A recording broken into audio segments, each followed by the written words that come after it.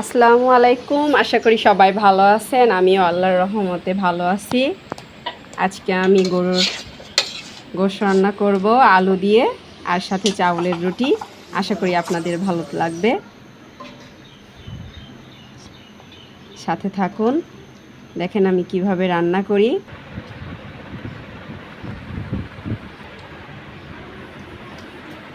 অসাধারণ একটি খাবার।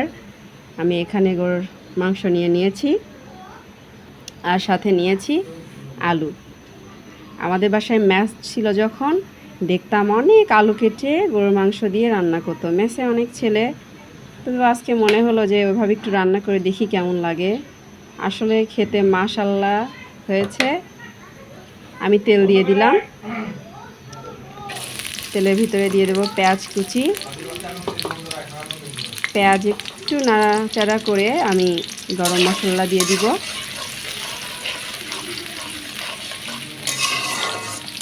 আর এভাবে গরুর মাংস রান্না করলে একটু মাংসে পানি ঝোল রাখা যায়। আমি সবসময় বেশিরভাগ সময় আমি গরুর মাংস কাঁচা মশলা মাখাই রান্না করি। আজকে আমি কষাই রান্না করব। আজকে মাংসে একটু পানি রাখবো, ঝোল রাখবো, ঝোল ঝোল করব। রুটি খাবো যেহেতু, আজকে কষাই রান্না করব। দিয়ে দিব গরম মশলা, এলাচ, তেজপাতা আর ডাল। লংও দিয়েছি 2-1টা। আবার একটু ভেজে নিব।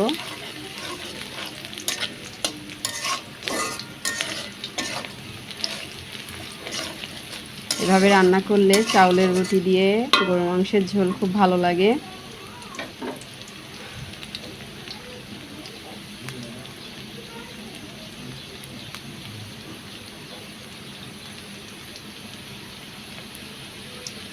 মশলা দেওয়ার মতন হয়ে গিয়েছে, পেঁয়াজ ভাজি হয়ে গিয়েছে। আমি এখন দিয়ে দিব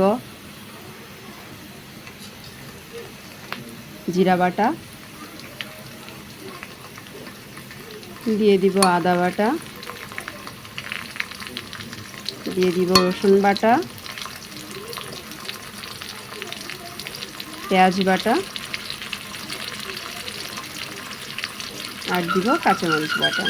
আমি এখানে শুকনো মরিচের গুঁড়া বেশি দিব, একটু কালার আসার জন্য। দিয়ে দিব স্বাদ মতো লবণ, একটু পানি দিয়ে দিব যাতে মশলাটা না পুড়ে যায়।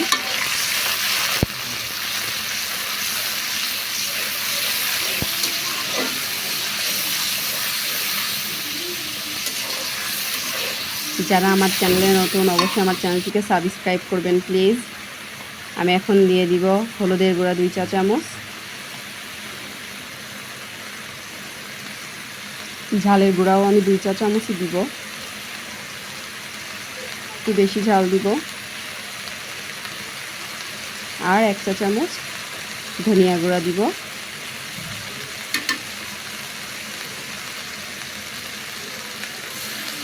তো পানি দিয়ে নাড়াচাড়া করব মশলা।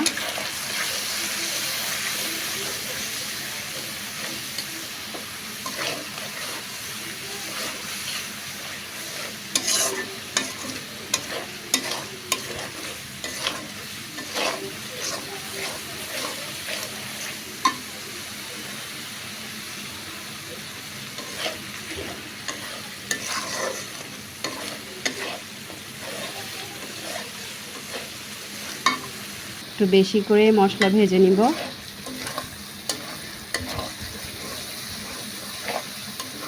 যেহেতু আমি মাংস একটু পানি ঝোল করব, আমি এখন দিয়ে দিব গরুর মাংস।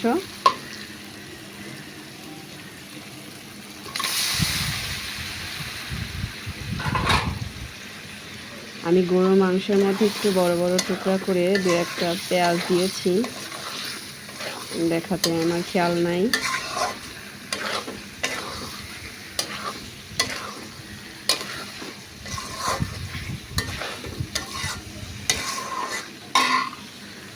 মাংসটা একটু কষানো হয়ে গেলে আমি পরে আলু দিব।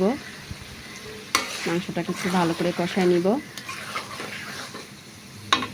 আপনারা এইভাবে মাংস রান্না করে খেয়ে দেখবেন, আলু দিয়ে অসাধারণ খেতে।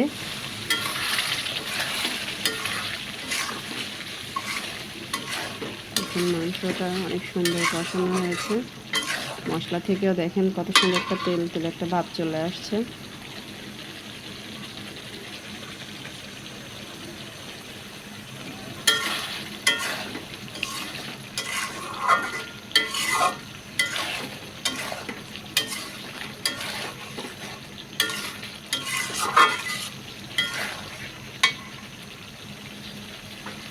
গরুর মাংসটা ভালো করে কষানো হলেই আমি এখন দিয়ে দিব আলু।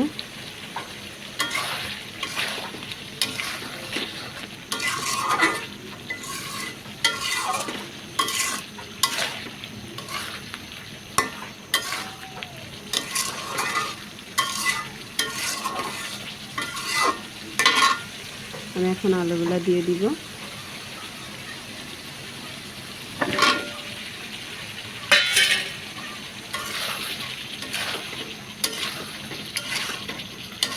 গরুর গোশে আলু আমার তো অনেক ভালো লাগে, আর এইভাবে যদি একটু ঝোল ঝোল করে আলু রাখা যায় ভালো লাগে খেতে, অনেক আলুর স্বাদ বেড়ে যায়।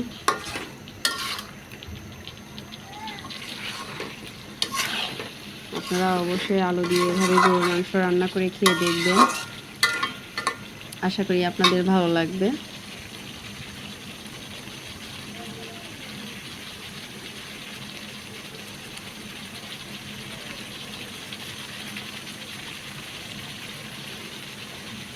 আমি একটু তেল তেলি করে কষায় নিচ্ছি যাতে মশলার মধ্যে মাংসের মধ্যে কোনো রকম কাঁচা গন্ধ না থাকে। মশলাটা একটু ভাজা ভাজা করে আমি পানি দিয়ে দিব। দেখেন কত সুন্দর ভাজা ভাজা হয়ে গিয়েছে মশলাটা।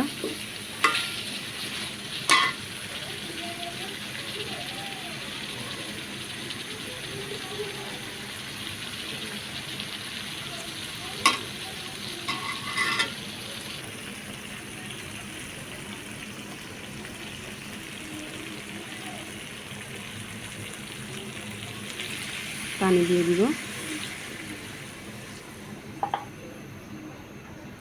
কত সুন্দর মাশাআল্লাহ একটা কালার আসছে। আমি কাঁচা মরিচের থেকে একটু শুকনা মরিচ বেশি করে দিয়েছিলাম।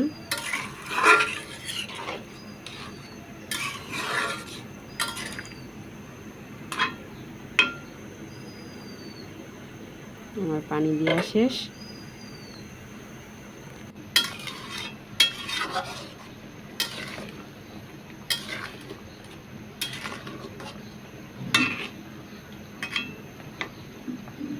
গরম ভাত কিংবা চাউলের রুটি, গমের রুটি, যেটাই হোক, পরোটা, আলু দিয়ে এভাবে মাংস রান্না করলে, আলু ঝোল মাংস দিয়ে খেয়ে দেখবেন, মাশাআল্লাহ অনেক সুন্দর লাগবে।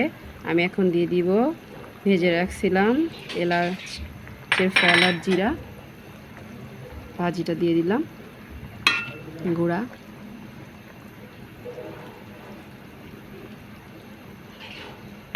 আমার মাংস রান্না হয়ে গিয়েছে। দেখেন মাশাআল্লাহ কত সুন্দর একটা কালার আসছে। আমি এখন ছেঁকে নিব রুটি, চাউলের রুটি।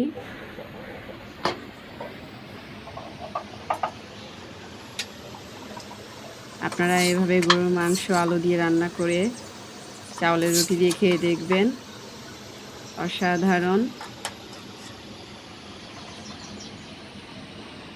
ফুলকো ফুলকো রুটি দিয়ে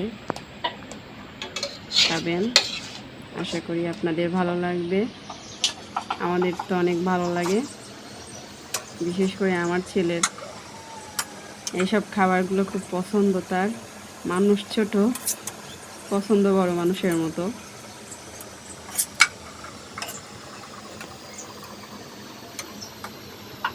আমি প্রত্যেকটা রুটি এভাবে ছেঁকে নিব।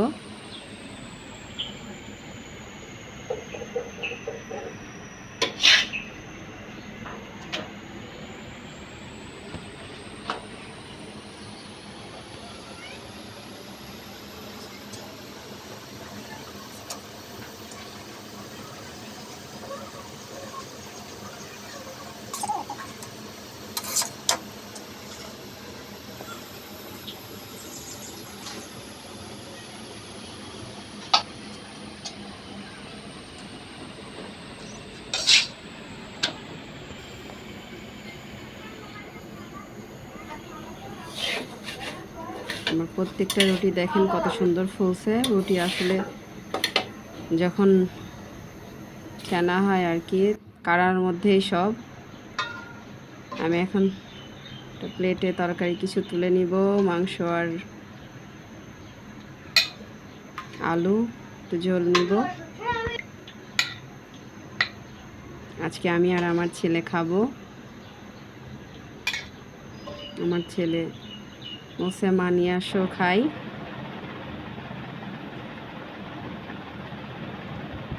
আমাদের কাছে তো অনেক ভালো লাগছে। আপনাদের কাছে কেমন লাগলো আমাদের রান্না খাওয়া অবশ্যই আমার কমেন্ট বক্সে জানাবেন। আমাদের মা ছেলের খাওয়া কেমন লাগছে।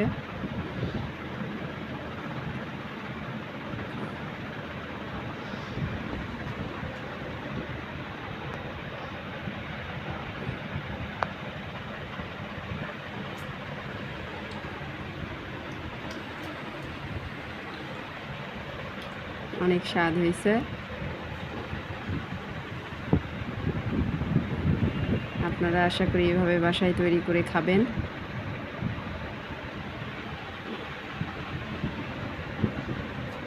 আমার ছেলে তো বলছে মা পারফেক্ট।